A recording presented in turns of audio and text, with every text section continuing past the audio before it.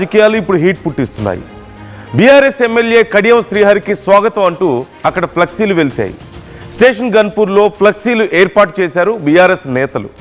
ఓవైపు ఎమ్మెల్యే కడియం శ్రీహరి, మరోవైపు మాజీ ఎమ్మెల్యే రాజయ్య ఫోటోలతో అక్కడ ఫ్లెక్సీలు ఏర్పాటు చేశారు. ఫ్లెక్సీలు తొలగించే ప్రయత్నం చేసింది అక్కడ మున్సిపల్ సిబ్బంది, పోలీసులు. ఈ నేపథ్యంలో ఇరు వర్గాల మధ్య ఆందోళన నెలకొంది.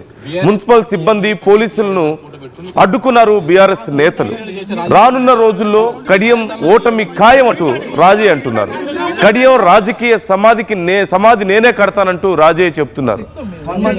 ఈ తతంగం అంతా మొదలవడానికి అసలు కారణం ఏంటి అనే ప్రశ్న వస్తే, ఈ మధ్య స్పీకర్ ఇచ్చినటువంటి నోటీసులకు, అంటే పార్టీ ఫిరాయించిన వాళ్ళ మీద చర్యలు తీసుకోవాలని బీఆర్ఎస్ ఫైట్ చేస్తున్న నేపథ్యంలో, అందులో కడియం పేరు కూడా ఉన్న నేపథ్యంలో కడియం సమాధానం చెప్పాలంటూ స్పీకర్ నోటీసులు జారీ చేశారు. దానికి సమాధానంగా నేనేం పార్టీ మారలేదు, బీఆర్ఎస్ లెజిస్లేటివ్ పార్టీకి నేను కాంట్రిబ్యూషన్ కూడా ఇస్తున్నాను, నెలకు 5,000 చొప్పున.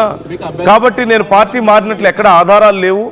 బీఆర్ఎస్ సమర్పించింది కేవలం మీడియాలో వచ్చినటువంటి కొన్ని కథనాలు మాత్రమే.